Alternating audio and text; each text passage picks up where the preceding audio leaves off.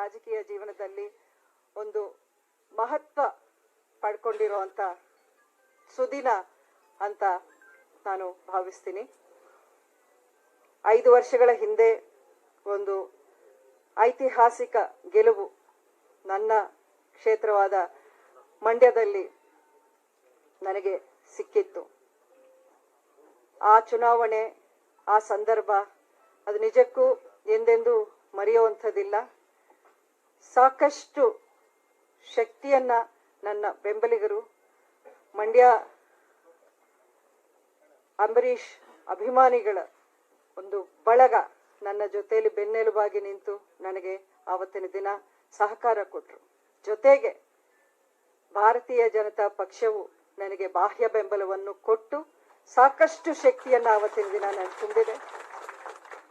ಸನ್ಮಾನ್ಯ ಪ್ರಧಾನಮಂತ್ರಿ ಶ್ರೀ ನರೇಂದ್ರ ಮೋದಿ ಅವರು 5 ವರ್ಷದ ಹಿಂದೆ ಮೈಸೂರಿಗೆ ಬಂದ ಸಂದರ್ಭದಲ್ಲಿ ಆವತ್ತಿನ ದಿನ ನಾನು ಪಕ್ಷದಲ್ಲಿ ಇರಲಿಲ್ಲ, ಒಬ್ಬ ಪಕ್ಷೇತರ ಅಭ್ಯರ್ಥಿಯಾಗಿ ನಾನು ಸ್ಪರ್ಧೆ ಮಾಡುತ್ತಿದ್ದೀನಿ. ಆದ್ರೂ ಅವರು ನನ್ನ ಪರವಾಗಿ ಮತಗಳನ್ನ ಕೇಳಿ ಸಹಕಾರವನ್ನ ಕೊಡಿ ಅಂತ ಜನರಲ್ಲಿ ಪ್ರಚಾರ ಮಾಡಿದ್ದನ್ನ ನಾನು ಎಂದೆಂದಿಗೂ ಮರೆಯುವಂಥದ್ದಿಲ್ಲ. ಅಂಬರೀಷ್ ಅವ್ರಿಗೂ ಆವತ್ತಿನ ದಿನ ಅವ್ರು ಸಲ್ಲಿಸಿರುವಂತ ಗೌರವ ಅವರ ಅಭಿಮಾನಿಗಳೆಲ್ಲರೂ ಇವತ್ತಿಗೂ ನೆನಪಿಟ್ಕೊಂಡಿದ್ದಾರೆ.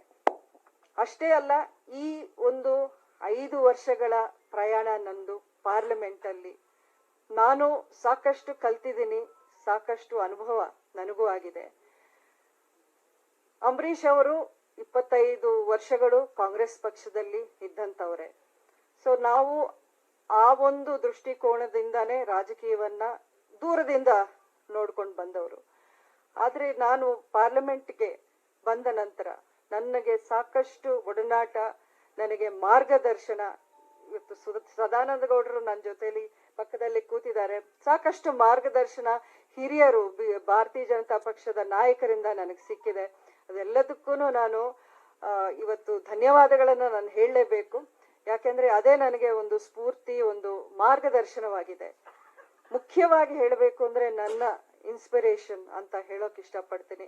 ನಮ್ಮ ದೇಶದ ಪ್ರಧಾನಮಂತ್ರಿ ಶ್ರೀ ನರೇಂದ್ರ ಮೋದಿ ಅವರು, ಅವರ ನಾಯಕತ್ವ, ಅವರ ಪರಿಕಲ್ಪನೆ, ಅವರ ಕನಸುಗಳೇನಿವೆ, ಒಂದೊಂದು ನಿಜಕ್ಕೂ ಒಂದೊಂದು ದಿನ ಅವರ ಒಂದು ಭಾಷಣ ನಾನು ಪಾರ್ಲಿಮೆಂಟ್ ಅಲ್ಲಿ ಕೇಳಿದಾಗ ಒಂದು ಹೊಸ ಸ್ಫೂರ್ತಿ, ಹೊಸ ಒಂದು ತಿಳುವಳಿಕೆ ನನಗೆ ಸಿಕ್ದಂಗಾಯ್ತು.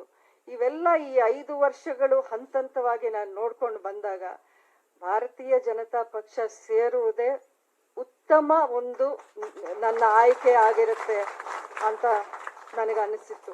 ಹಾಗೇನೆ ಇಲ್ಲಿ ನಮ್ಮ ರಾಜ್ಯದಲ್ಲಿ ಬಂದಾಗ ಸನ್ಮಾನ್ಯ ಶ್ರೀ ಯಡಿಯೂರಪ್ಪನವರು ರಾಜ್ಯದ ಮುಖ್ಯಮಂತ್ರಿಗಳಾಗಿದ್ದಾಗ ನನಗೆ ಸಾಕಷ್ಟು ಸಹಕಾರವನ್ನು ಕೊಟ್ಟರು. ನಾನು ಅವರು ಮುಖ್ಯಮಂತ್ರಿಯಾಗಿ ಚಾರ್ಜ್ ತಗೊಂಡ ನೆಕ್ಸ್ಟ್ ಡೇನೆ ಅವರು ಡೆಲ್ಲಿಯಲ್ಲಿ ಒಂದು ಸಭೆಯನ್ನ ಕರೆದಾಗ ಫಸ್ಟ್ ಕರೆದು ಕೇಳಿದ್ರು, ನಿಮ್ಮ ಜಿಲ್ಲೆಯಲ್ಲಿ ಏನ್ ಸಮಸ್ಯೆ ಇದೆ ಹೇಳಿ, ನಾನೆಲ್ಲ ಮಾಡ್ಕೊಡ್ತೀನಿ ಅಂತ. ನಾನು ನನ್ನ ಜಿಲ್ಲೆಯ ಮೈಶುಗರ್ ಕಾರ್ಖಾನೆ ಒಂದು, ನೀವು ಅದನ್ನ ಏನಾದ್ರೂ ಮಾಡಿ ನೀವು ಓಪನ್ ಮಾಡಿಸ್ಲೇಬೇಕು, ಎಷ್ಟೋ ವರ್ಷಗಳಿಂದ ಸ್ಥಗಿತಗೊಂಡಿತ್ತು ಅಂತ ಹೇಳಿದಾಗ ಅವರು ಒಂದು ದೃಢ ನಿರ್ಧಾರವನ್ನ ತಗೊಂಡು ಅಧಿಕಾರಿಗಳನ್ನ ಕರೆದು ಸಾಕಷ್ಟು ಸಭೆಗಳನ್ನ ಮಾಡಿ ಅದಕ್ಕೆ ಪೂರಕವಾಗಿ ಒಂದಷ್ಟು ಕ್ರಮಗಳನ್ನ ಅವರು ತಗೊಂಡ್ರು. ಆನಂತರ ಶ್ರೀ ಬೊಮ್ಮಾಯಿ ಅವರು ಬಂದು ಅದಕ್ಕೆ 50 ಕೋಟಿ ಅನುದಾನವನ್ನು ಕೊಟ್ಟು ಎಷ್ಟು ದಶಕಗಳಿಂದ ಬಂದಾಗಿದ್ದ ಮೈಶುಗರ್ ಕಾರ್ಖಾನೆಯನ್ನ ಅವರು ತೆರೆಯುವಂತ ಒಂದು ಕೆಲಸವನ್ನ ಮಾಡಿದ್ರು. ಇವತ್ತಿನ ದಿನ ಯಾರೇ ಬಂದು ಅದಕ್ಕೆ ಬೇರೆ ಬೇರೆ ಅವರು ಅದಕ್ಕೆ ಕ್ರೆಡಿಟ್ ನ ತಗೊಳ್ಳೋಂತ ಉದ್ಘಾಟನೆ ಆದ್ಮೇಲೆ ಮತ್ತೆ ಪುನರುದ್ಘಾಟನೆಯನ್ನ ಮಾಡ್ತಾ ಇದ್ದಾರೆ ಇವತ್ತು ನಮ್ಮ ಜಿಲ್ಲೆಯಲ್ಲಿ. ಇದಕ್ಕೆ ಆನ್ಸರು ಜನನೇ ಕೊಡ್ಬೇಕಾಗತ್ತೆ. ಯಾಕೆಂದ್ರೆ ನಮ್ಮ ಅವಧಿಯಲ್ಲಿ ಅಥವಾ ಬಿಜೆಪಿ ಸರ್ಕಾರ ಇಲ್ಲಿ ಮಂಡ್ಯ ಜಿಲ್ಲೆಗೆ ಕೊಟ್ಟಿರುವಂತ ಕೊಡುಗೆ ಏನಿದೆ ಅದು ಬಿಜೆಪಿ ಪಕ್ಷಕ್ಕೆ ಸೇರಬೇಕೇ ಹೊರತು ಅದು ಬೇರೆ ಬೇರೆ ಅವರು ಬಂದು ಈಗ ಕ್ಲೇಮ್ ಮಾಡ್ತಿರೋದು ನಿಜಕ್ಕೂ ಸರಿ ಇಲ್ಲ ಅಂತ ನನ್ನ ಅನಿಸಿಕೆ. ಅಷ್ಟೇ ಅಲ್ಲ,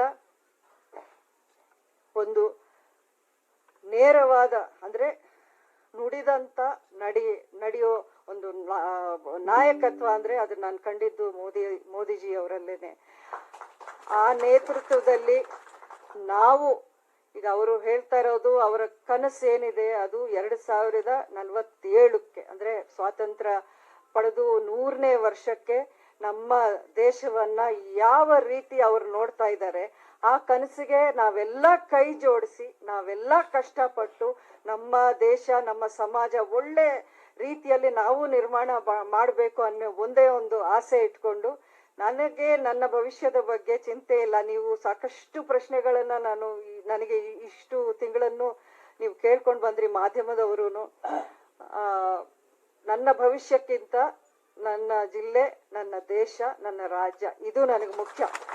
ಈ ಒಂದು ಉದ್ದೇಶ ಇಟ್ಕೊಂಡು ಇವತ್ತು ನಾನು ಅಧಿಕೃತವಾಗಿ ಭಾರತೀಯ ಜನತಾ ಪಕ್ಷವನ್ನ ಸೇರೋದು ನನಗೆ ಅತ್ಯಂತ ಹೆಮ್ಮೆ ಹಾಗೂ ಸಂತೋಷದ ವಿಷಯವಾಗಿದೆ. ಮುಂದಿನ ದಿನಗಳಲ್ಲಿ ಪಕ್ಷದ ವತಿಯಿಂದ ಪಕ್ಷದ ಸದಸ್ಯರು, ಪಕ್ಷದ ಕಾರ್ಯಕರ್ತರು, ಹಿರಿಯ ನಾಯಕರು ನಿಮ್ಮೆಲ್ಲರ ಒಂದು ಸಹಕಾರ, ಆಶೀರ್ವಾದ ನನಗೆ ಇರುತ್ತೆ ಅಂತ ನಾನು ಆಶಿಸ್ತೀನಿ.